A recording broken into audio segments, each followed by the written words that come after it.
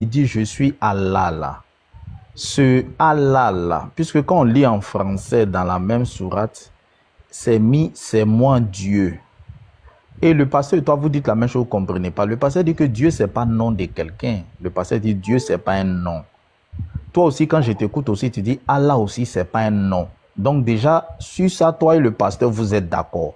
Maintenant, toi, ce mot Allah là, on doit considérer, puisque chaque mot quand même, il y a des mots, c'est un adjectif qualificatif. Il y a des mots, c'est un titre. Tu as pris exemple. Quand on dit le roi, ce n'est pas le nom de quelqu'un, c'est un titre. Si on dit Ismaël, ça c'est un nom. Mon et frère, tu as tellement bien expliqué. Non, s'il vous plaît, Jenny. Je descends, s'il te plaît, faites monter Unique Boy. Il demande à monter, s'il vous plaît. D'accord, tu as tellement bien expliqué. Ton explication est claire ce matin. Tu as dit Allah n'a jamais dit je m'appelle Allah. Donc, il n'a jamais dit que ce mot-là est son nom. Il n'est pas un humain pour se donner un nom. Maintenant, comment on doit considérer ça?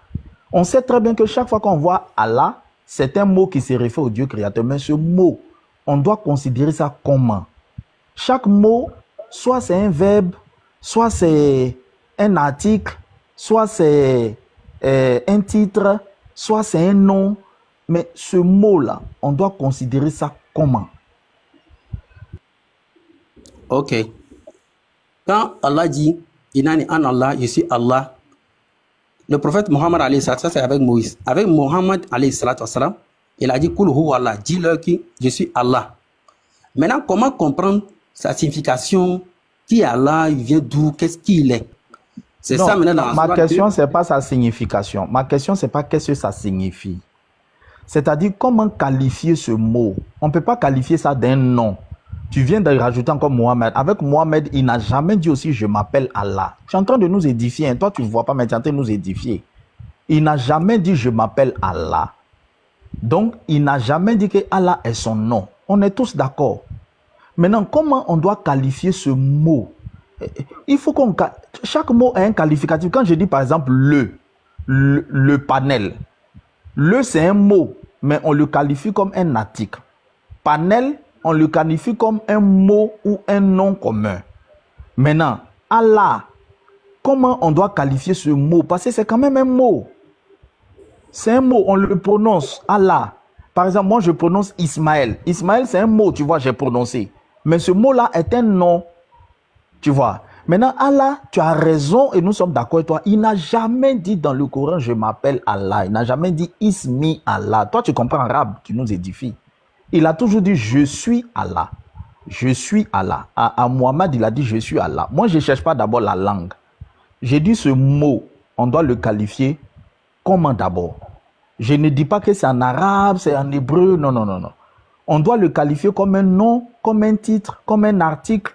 On le qualifie comment d'abord? Est-ce que je savais que dans le Coran, quand Allah dit Allah, il fait référence au créateur des univers. Raison pour laquelle il a expliqué Rabbul Alamin. Il explique en même temps. Par exemple, il dit professeur, je suis professeur enseignant de tant. Donc quand il dit Allah, il explique le suivant, Rabbul Alamin. C'est ce qu'il a dit dans le verset. Le Seigneur des univers.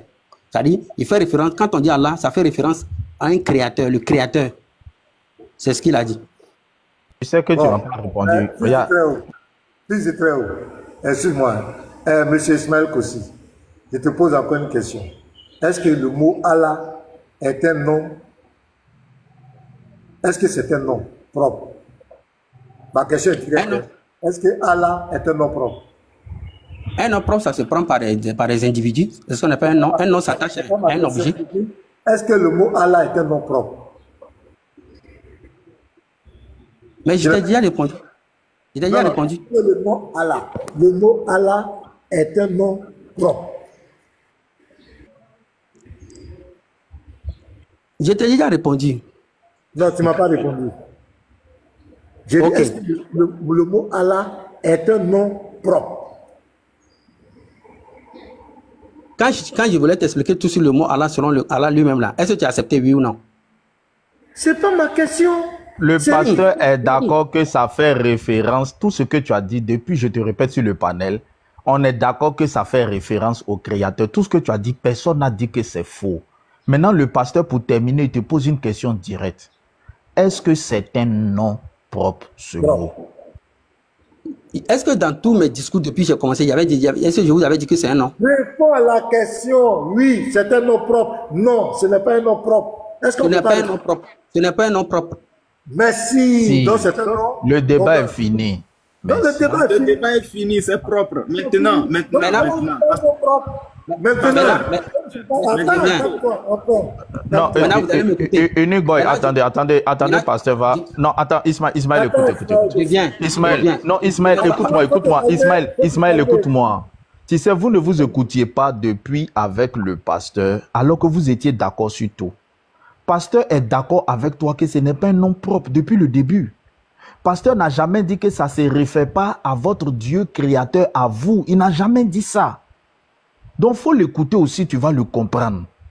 Pardon. D'accord. Donc j'espère qu'il a compris ta doléance.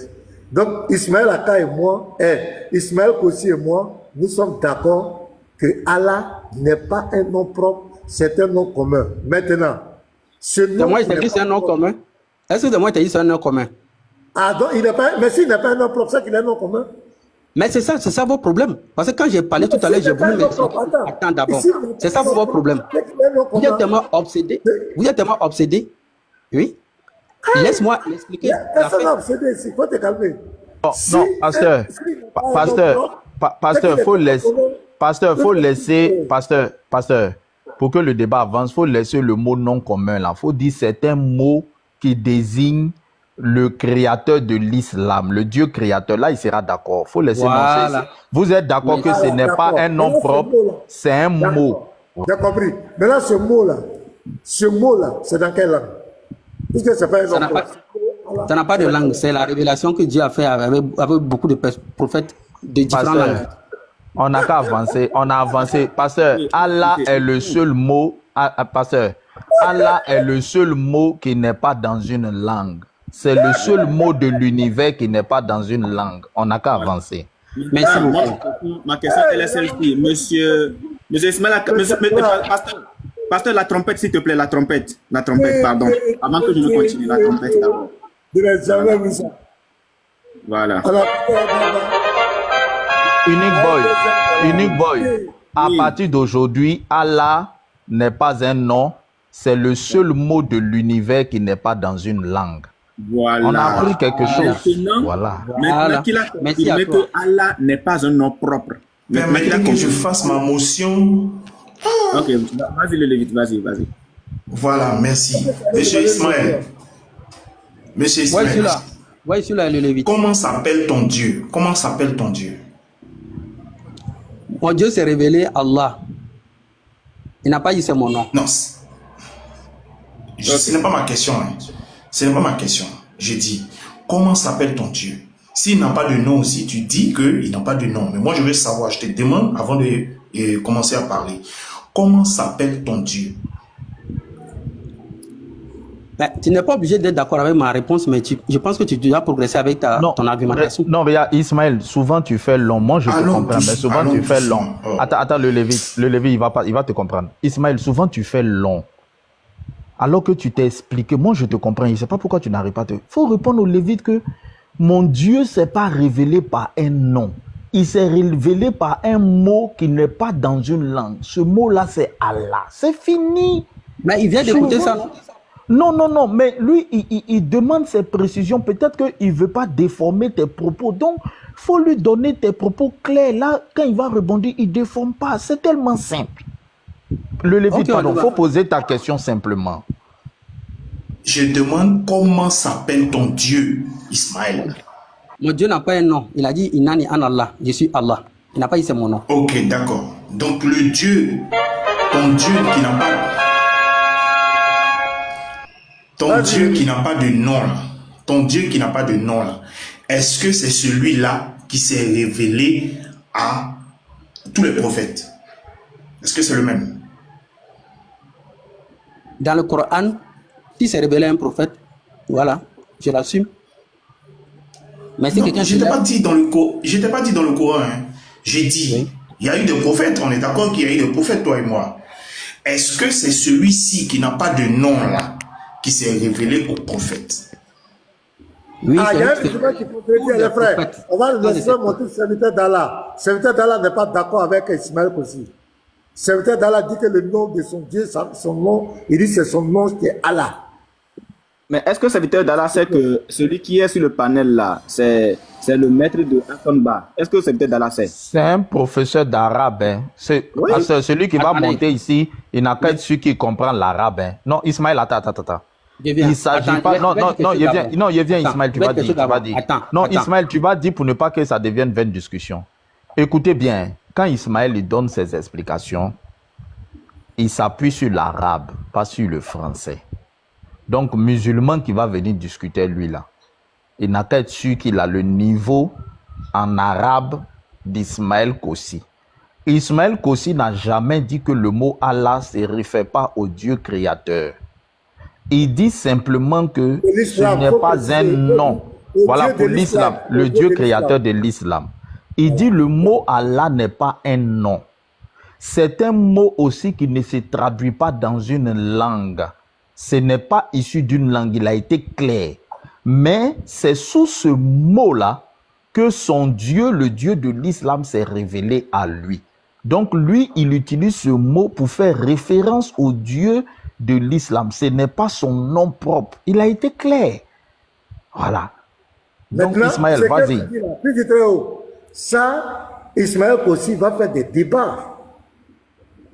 Parce que, moi, je t'assure que ce qu'Ismaël Kossi vient de dire là, il vient de mettre l'islam à terre. Parce que les musulmans disent que Allah, c'est le nom propre de leur Dieu. C'est son nom propre qui ne se traduit pas, c'est son nom propre. Lui dit que c'est pas son nom propre et ils disent que c'est son nom. Si je fais monter un musulman ici, tu vas voir ce qui va se passer. Pasteur, la question que moi je vais lui poser, il n'a qu'à donner une source coranique où Allah a dit. Oui, ok. Je n'ai pas fini avec lui. Je viens. Attendez, je viens. S'il vous plaît. Ici, c'est le pasteur maintenant qui m'a fait monter pour avoir un entretien avec lui. Je finis avec lui, je demande à descendre. Si quelqu'un a un problème avec moi, je laisse mon numéro, on laisse un rendez-vous, on fait un débat de maturité. Moi, j'aime pas c'est-à-dire, par exemple, quand vous me dites non, telle personne va monter, va me poser quelque chose. Non. Il ne faudrait pas après que ça va devenir une cacophonie. Quand moi, je suis monté ici, parce que maintenant, avait une question à me poser. Moi, je suis toujours vivant. Mais d'ailleurs, même là où je suis là. Personne ne va monter. Il faut finir le Lévite. Personne ne va monter, on t'a compris. Personne ne va monter. Non, on t'a compris, Ismaël, tu as raison. Finir le Lévite. On ne va faire monter personne pour venir discuter, débattre avec toi. C'est pour ça que moi, j'ai pris la parole pour dire non, qu'à laisser tout ça. Tu es dans un échange calme. On va te laisser finir le Lévite. Personne ne va monter sur venir débattre avec toi. On va avoir l'avis des autres musulmans aussi. C'est pas un problème. Il va partir. Quand lui, il va partir. Le Lévite, il faut finir lui, pardon. Le Lévite finit et tout le monde. Alors, je demandais, vu que je lui ai demandé la première fois comment s'appelle son Dieu, il m'a fait savoir que son Dieu n'a pas de nom. C'est ce qu'il m'a fait savoir. Si je me trompe, qu'il m'arrête. Maintenant, je lui ai demandé, si celui dont il appelle Dieu qui n'a pas de nom, est-ce que c'est le même qui s'est révélé à tous les prophètes avant son prophète Mahomet? Je veux qu'il me réponde. Est-ce que c'est le même? C'est le même. Tous les prophètes, même Froumi, prophète, mais c'est lui. Ok, d'accord. Alors, ma question, là où je voulais en venir, ça c'était des questions de précision. Là où je voulais en venir, est-ce que tu as une écriture des anciens prophètes avant Mohammed? Est-ce que tu as une écriture où un seul prophète a désigné ce mot Allah s'attribuant au Dieu créateur? Est-ce que tu as une écriture où c'est bien mentionné Allah faisant référence au Dieu créateur? Parce que si je pose cette question, parce que c'est avec Mohammed uniquement que nous avons entendu Allah, le mot Allah.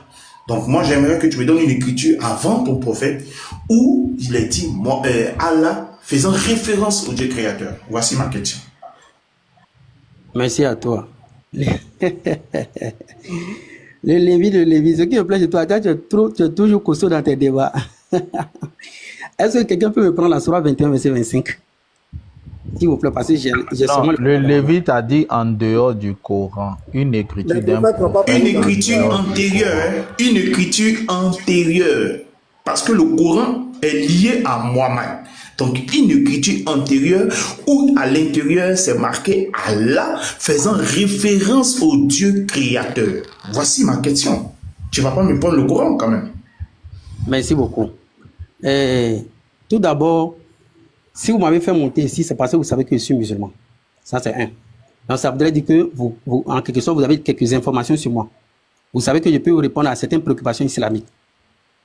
Vous, par exemple, si vous êtes devenu chrétien, c'est parce que vous avez trouvé la Bible, elle est la parole de Dieu. Toutefois, par justification, observation. Je viens. Attendez. Sors de la soudine, sinon ils vont te faire descendre. Sors de la soudine. Tu es monté pour débattre. Sors de la soudine. Il ne faut pas signaler notre live. Je compte à 3. Si tu ne... Voilà. Tu es venu pour débattre, tu restes là. Tu rentres en soudine. On te fait descendre. Là, les musulmans ont tous signalé nos lives en entrant en soudine. Vas-y, Ismaël Koussis. Voilà. Donc, si toi, par exemple, le Lévite, si par exemple tu es devenu chrétien, ou soit si, par exemple, vous proclamez haut et fort la Bible au juge d'être la parole de Dieu, c'est parce que vous l'avez lu, vous l'avez examiné et vous l'avez trouvé authentique. Donc, moi, ou soit en dehors du Coran, il n'y a pas un seul livre qu'Allah subhanahu wa ta'ala a dit qu'il est authentique, qu'on doit aller consulter pour avoir une vérité antérieure.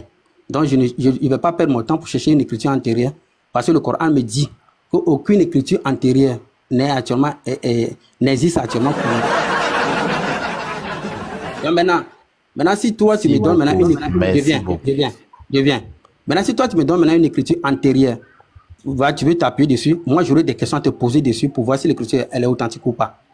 Non, tu vas dire que c'est faux. Ok. Attends, non, fils de attendez. Pardon, pasteur, pardon. Écoute-moi, je vais dire quelque chose. Je te donne une seconde, tu prends la parole. Je vais lire seulement un verset, puis tu continues de le lire. Je te demande pardon. Je dis une écriture, puis tu prends la parole. Dis, quiconque, sur la 2,97, il dit, le Coran déclare que toutes les écritures antérieures ne sont pas vraies. On va lire ça. Dis, quiconque est ennemi de Gabriel doit connaître que c'est lui qui, avec la permission d'Allah, a fait descendre sur ton cœur cette révélation qui déclare les messages antérieurs et qui sert aux croyants de guide et d'heureuse annonce. Les messages antérieurs là, ça parle de quoi? Il déclare véridique les messages antérieurs. Quels sont les messages antérieurs au Coran? En fait, pasteur, vous me prenez les mots de la bouche. C'était le verset que j'allais donner. Parce que le monsieur vient de dire que son Coran est authentique. Il dit que moi j'ai lu ma Bible et j'ai pu maintenant, après l'avoir lu, authentifier ce que j'ai lu. Donc lui aussi il en a fait de même de son Coran. Et donc je voulais alors réagir en sortant ce verset que selon lui, oui, je suis en train d'aller, que selon lui le Coran est vrai. Donc voici un verset du Coran qui déclare que les messages venus avant le Coran sont authentiques. Du coup, je reviens sur ma dernière question. Monsieur Ismaël Aka, sors-moi une écriture antérieure au Coran, vu que ton Coran dit que les écritures Ismaël Kossi, autant pour moi. Ismaël Kossi, vu que tu dis que ton Coran est authentique, sors-moi une écriture antérieure, comme ton Coran même le dit que les messages antérieurs sont authentiques. Sors-moi parmi les messages antérieur là, une écriture qui fait mention de Allah, du mot Allah, faisant référence au Créateur. C'est ce que je demande, c'est ma question. Donc ne fuis pas pour dire que les autres livres manchaient. Non, ton Coran dit que les autres sont authentiques. C'est le verset que je voulais sortir et puis le pasteur m'a dévancé. Donc je me mute et puis j'attends l'écriture. Merci. Ok, merci beaucoup le Lévite. Ce qui me plaît chez toi, tu es toujours costaud dans tes débats. Tout à l'heure, quand j'ai lu la sourate 20, verset 14, il dit, Allah a dit à Moïse, Inani an Allahu Rabbul Alamin. Est-ce que toi, tu peux me sortir un livre de Moïse où Moïse a dit, il a le même mot Allah? Est-ce que toi, tu peux? Tu ne peux pas. Mais tu vas me faire sortir un livre de Moïse où ton Dieu aurait dit, je suis celui qui suis ainsi de suite, ainsi de suite. Donc, ça ne veut pas dire que le livre que tu me fais sortir, ce n'est pas de ce livre que parle le Coran. C'est ma réponse à ça. Mais j'ai dit, est-ce que lorsque Moïse et puis Allah se sont rencontrés, ils ont parlé arabe? Ils n'ont pas parlé arabe. Donc, ce que le Coran dit dans Sourate 20, verset 14, là, ça, c'est un récit. À la Sourate, au verset 9 même, on dit le récit de Moïse t'est-il parvenu? C'est ce qui est écrit, il faut le lire là-bas. Sourate 20, verset 9, le récit de Moïse t'est-il parvenu? C'est une question. Et puis, le gars explique le récit.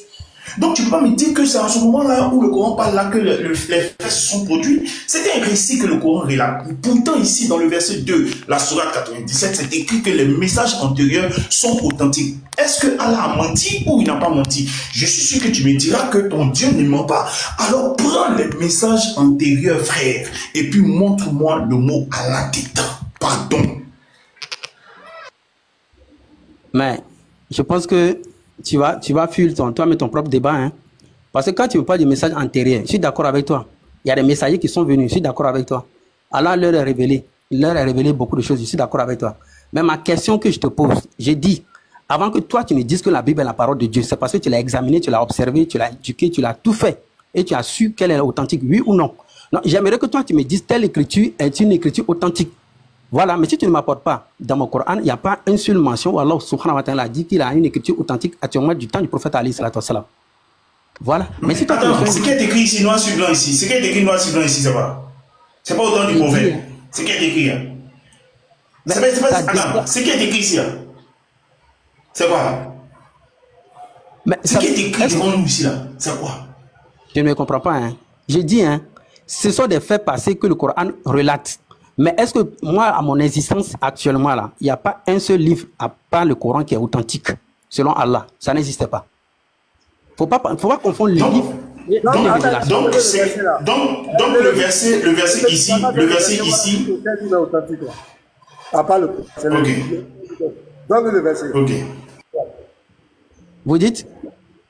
Donne-nous la sourate où ton Dieu, le Coran, Allah dit que, à part le Coran, aucun livre sur la terre n'est authentique. Donne-nous ce verset. Prends la sourate 5, verset 15. Sourate 5, verset 15. C'est vrai qu'il attend nous détourner de notre sujet, on va y revenir. Parce qu'il faut que les musulmans nous disent le Dieu qu'ils adorent. Ils ne connaissent pas ce qu'ils adorent. Et ils sont là, Jésus n'est pas Dieu. Il faut connaître ce que tu adores. Vous allez bavarder, mais chaque fois que vous serez devant nous là, aucun musulman ne peut s'asseoir dans ce débat. Vous ne savez pas ce que vous adorez. C'est nous qui faut pas perdre ton sang-froid, monsieur, parce que ça ne te ressemble pas. Je ne perds pas mon sang-froid. Je suis en train de parler avec énergie. Je suis sous l'onction, la grâce. Je n'ai pas perdu mon sang-froid. J'ai dit, tu ne sais pas ce que tu adores. Dès que tu es venu, tu titubes. Tu dis, et tu vas voir, tes frères vont te contredire. Hein. Tu vas sortir à BFM. Aujourd'hui, notre messager Mohamed vous est certes venu, vous exposant beaucoup de ce que vous cachez du livre, et passant sur bien d'autres choses, une lumière et un livre explicite, vous sont certes venus d'Allah. Oui, ce verset dit quoi? Ok, selon ce verset, tous ceux qui détiennent les livres aujourd'hui, soit disant que ça vient de Dieu, ils cachent des choses de ces livres-là. Vrai ou faux? Est-ce qu'ils cachent des choses? Est-ce que le livre est corrompu? C'est vrai ou c'est faux ce qu'elle a dit? Ma Bible qu'elle a, attends, ma Bible qu'elle a, peinte en entier. Maintenant, il y a des versets, par exemple, qui ne m'arrangent pas. Je ne lis pas ça. Je cache ça. Il y a des versets que je cache. Je ne veut pas dire que le livre, j'ai corrompu le livre.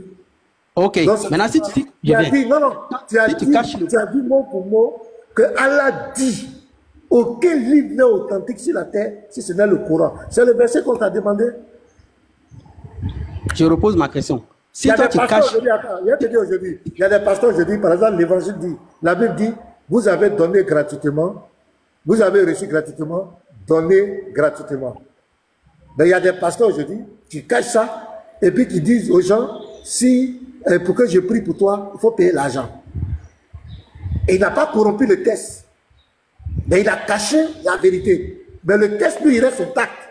Mais c'est lui qui fait une mauvaise interprétation. C'est ce qu'Allah a en train de dire. Mais ton Dieu ne dit pas que tous les autres livres sont corrompus, sauf le Coran. C'est pas ce qui est écrit. Ok. Là, tu n'as pas encore répondu à ma question.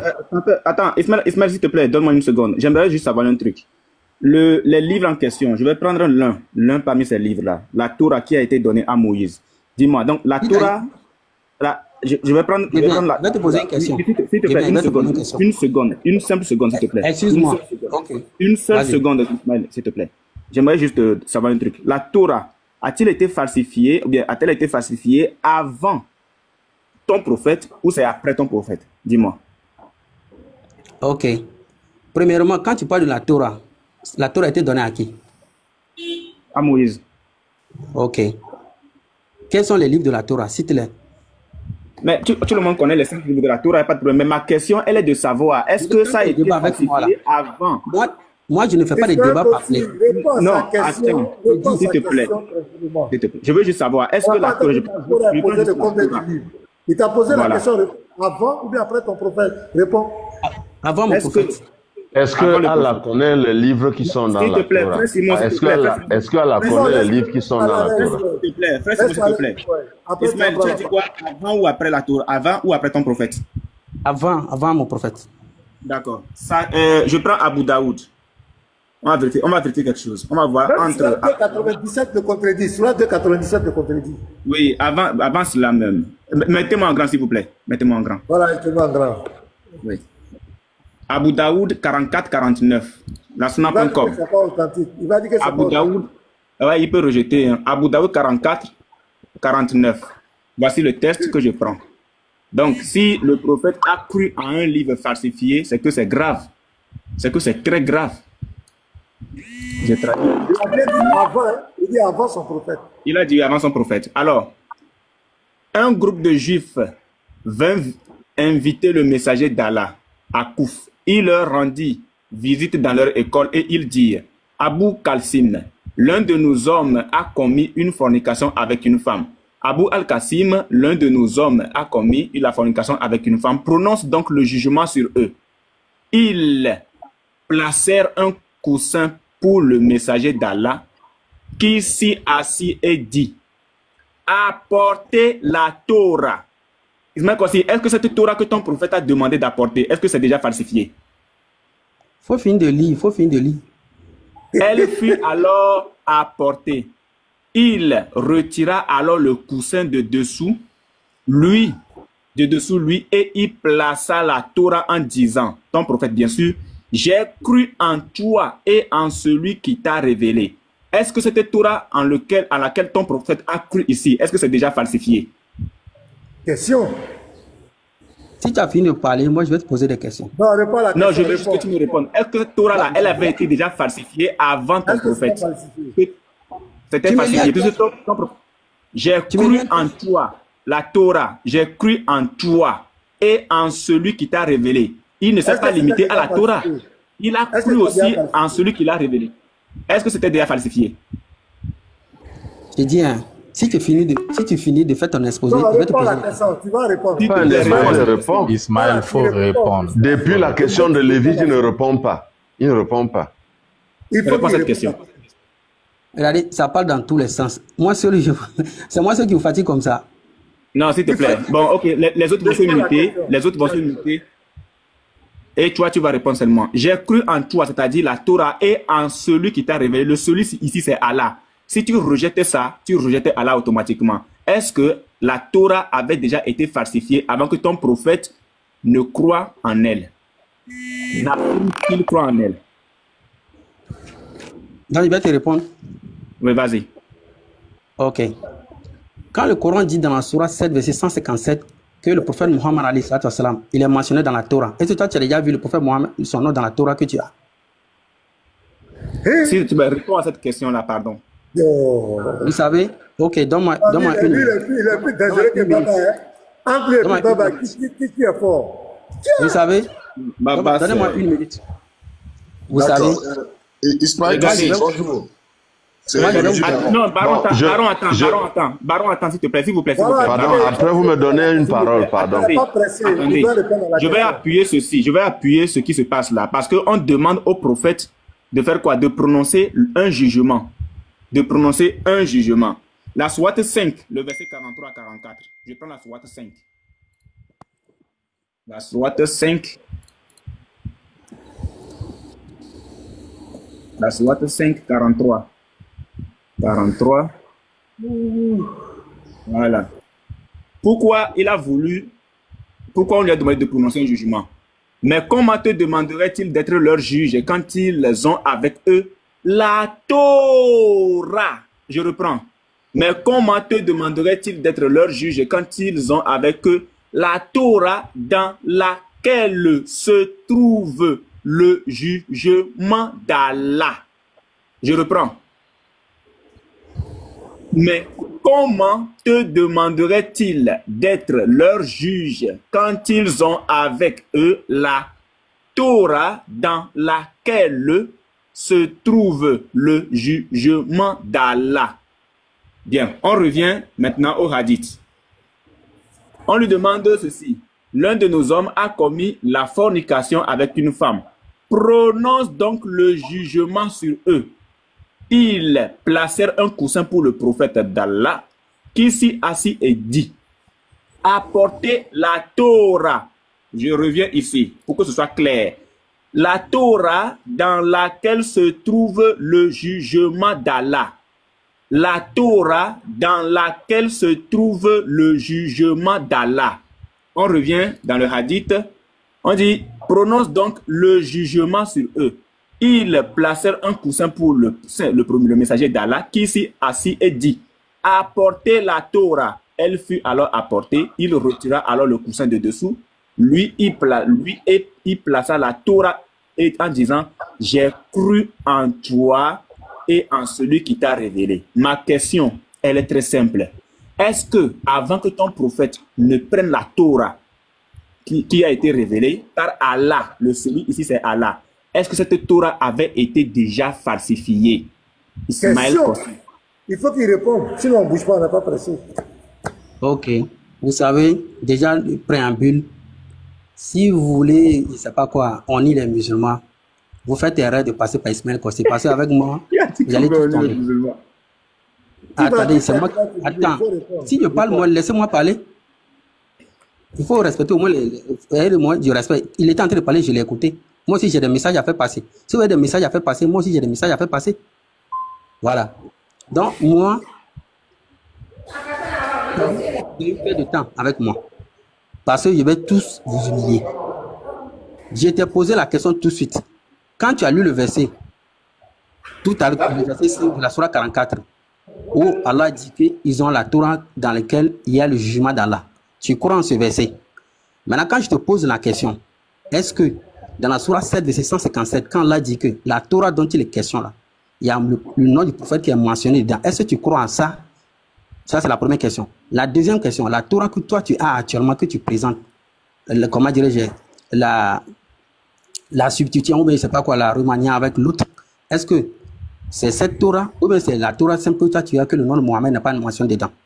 Si c'est la Torah authentique dont tu me parles, le nom de Mohammed est dedans.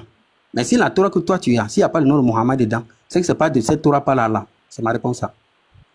D'accord. Est-ce que cette Torah, que cette Torah-là qui a été apportée là, est-ce qu'elle avait été falsifiée avant l'arrivée de ton prophète?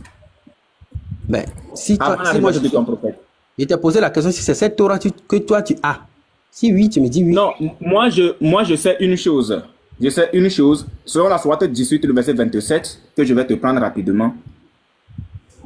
La Sourate 18, le verset 27. Regarde, la seule chose que je sais, c'est que Allah a dit quelque chose de très important dans la Sourate 18, le verset 27. Le verset 27. Voilà. Regarde. Et récite ce qui t'a été révélé du livre de ton Seigneur. Nul ne peut changer ses paroles et tu ne trouveras en dehors de lui aucun refuge. Je sais que nul ne change les paroles. Ne va pas là-bas. Il ne faut pas te laisser distraire. Remets-le à 10. D'accord. Je remets le truc. La Torah qui est dans la main de Mohamed ici, là, où il dit j'ai écrit là, est-ce que c'était falsifié? Il faut qu'il réponde. Ici, la Torah que Mohamed dit j'ai là, c'est dans la main, c'est pas dans la main d'Indi Boy. C'est pas Torah d'Indi Boy. Ici, là, la Torah que Mohamed a là, ici, il dit j'ai cru en toi là. Est-ce que c'est falsifié? Donc ne bouge pas, il ne faut pas te presser. D'accord. Ça dit, j'avais demandé à Uni Boy, est-ce que la Torah dont tu parles là, c'est la Torah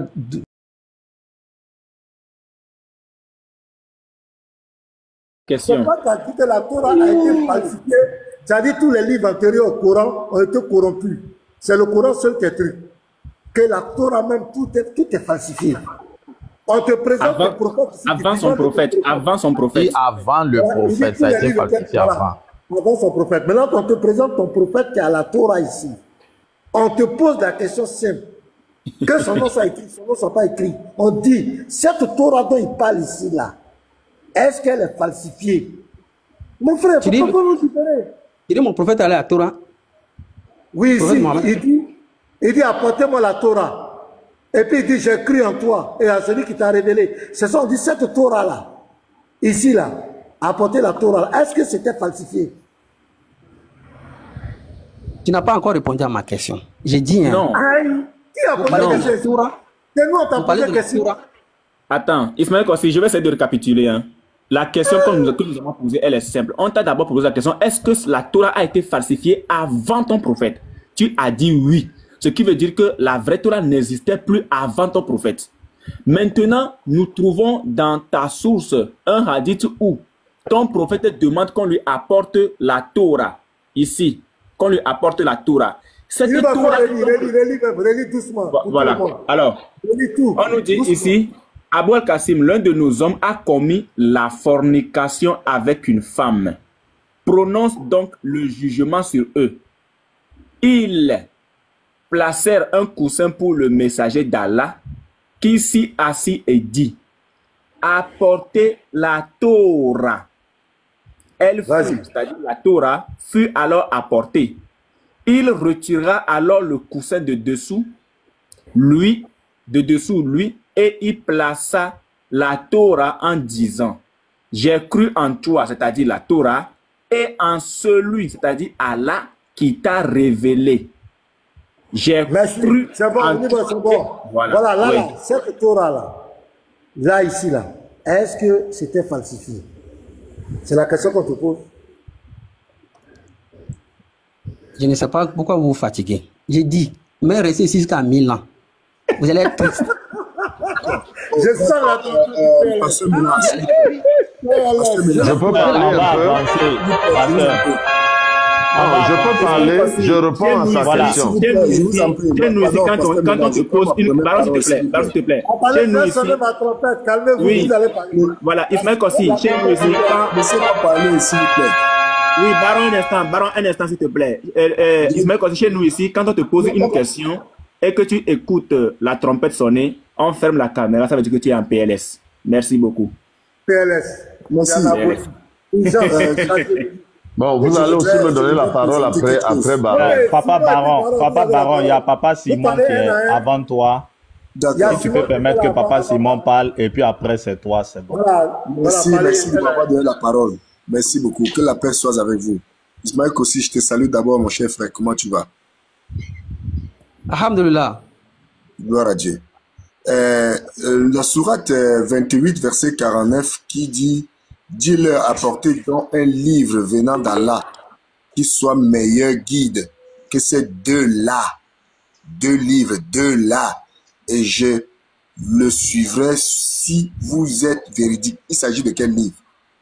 Deux livres. Si tu es là, affiche, mets en grand. Affiche le verset de Baron. C'est très important. On va te mettre en grand. Affiche, sourate 28, 49. C'est un verset très, très important. Prenez le verset. Si un musulman vous dit que la Torah est falsifiée, c'est ça, c'est le verset-là. Prenez le hadith, prenez la sourate 297, puis c'est que le Rudi Baron est en train de donner, c'est très important. Il va nous citer les livres là. Sourate 28, 49. Voilà, petit matin, il faut relire. Relis ça pour nous, pardon, si tu es disponible. Dis-leur, apportez donc un livre venant d'Allah qui soit meilleur guide que ces deux-là. Et je le suivrai si vous êtes véridique. Ouais, Kossi. Ismaël, que la paix soit avec toi. Je souhaiterais que tu vas nous dire, Mohamed avait deux livres entre ses mains. Il s'agissait de quel livre? Ok, d'abord, pour ne pas te fatiguer, tu as lu un verset où tu as complété.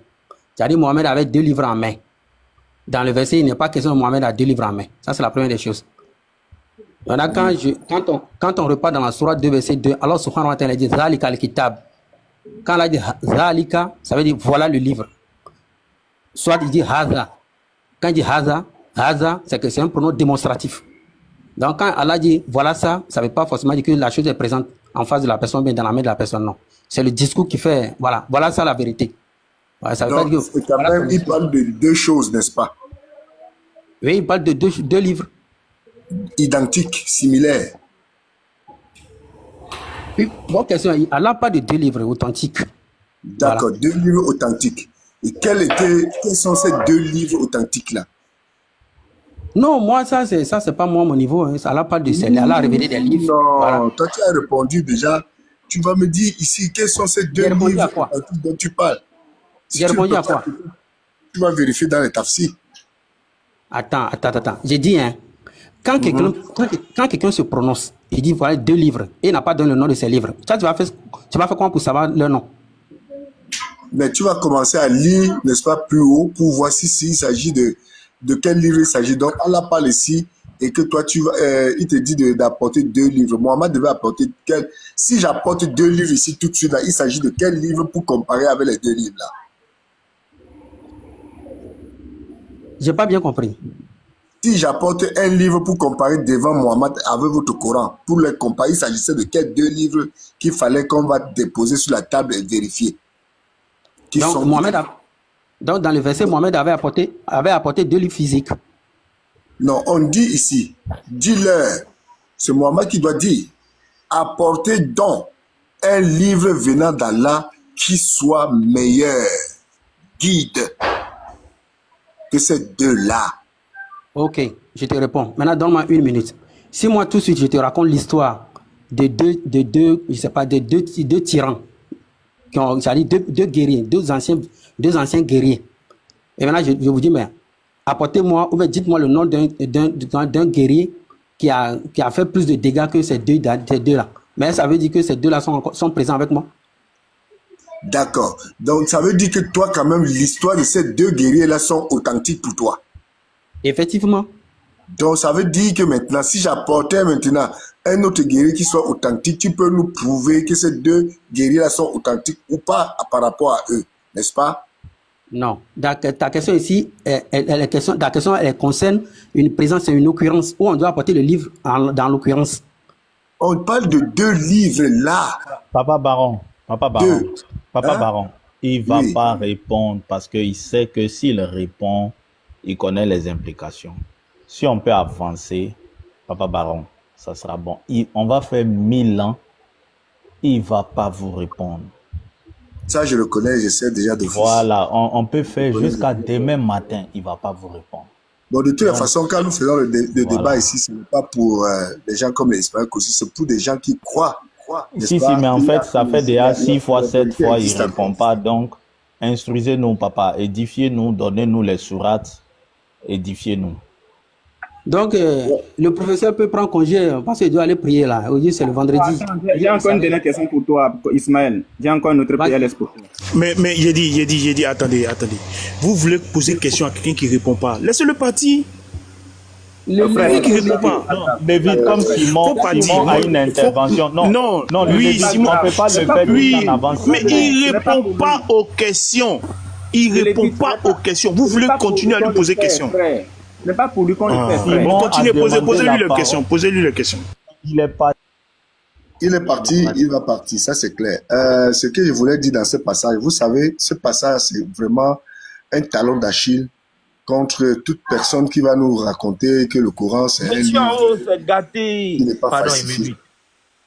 Dans ce livre-là, dans ce passage-là, vous voyez d'abord que Mohamed avait 2 livres. Et quand tu vas vérifier les tafsirs, on va te dire que c'était le Coran et la Torah. Bon, maintenant, il y a un problème qui se pose. Comment Mohamed pouvait-il avoir un livre qui tenait entre ses mains alors que la sourate 28, n'est-ce pas, qu'on indique ici, c'est-à-dire la sourate 28, verset 49 là, comment ça doit se trouver dans le Coran que Mohamed tenait entre ses mains? Donc, ce qui veut dire que le Coran que vous avez, que Mohamed, n'est-ce pas, que le Coran que vous lisez maintenant est le tafsir, n'est-ce pas, ou bien le hadith du Coran que Mohamed tenait entre ses mains avec la Torah. Donc ici, là, non seulement il ne peut même pas confirmer son propre livre là-bas, que lui, il tient entre les mains actuellement. Mohamed avait un livre dans ses mains. Donc, c'est inadmissible que le verset 29, la sourate 29, verset 49, là, soit dans ce livre que Mohammed tenait entre ses mains, que c'était deux livres similaires.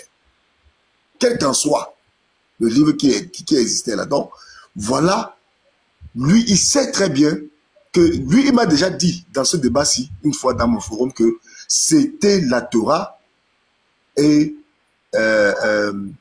le Coran. Alors, moi, je lui dis, bon, alors, l'Injil et le Zabour n'est pas un livre similaire avec la Torah, c'est pas un livre d'Allah. Il était coincé. Donc, il sait très bien comment la suite devait être, il connaît déjà. Donc, quand nous sommes ici en train de faire le débat, les gens comme ça, ils savent déjà des contours et les détours qu'ils vont faire pour esquiver les questions qu'on va leur donner. Ainsi, ils cachent la vérité à ceux qui veulent connaître la vérité. Donc, on va tout simplement dire ce qui est. Que la paix soit avec vous. Papa Simon, tu as la parole. Oui, franchement, vas-y ensuite. Shalom, frère. Baron, s'il te plaît, il faut dire encore l'explication de ce que tu viens de dire là. La dernière phrase là est importante. Je crois que peut-être les gens n'ont pas bien compris la subtilité. Le fait que il ait deux livres entre les mains, l'un de soit le Coran.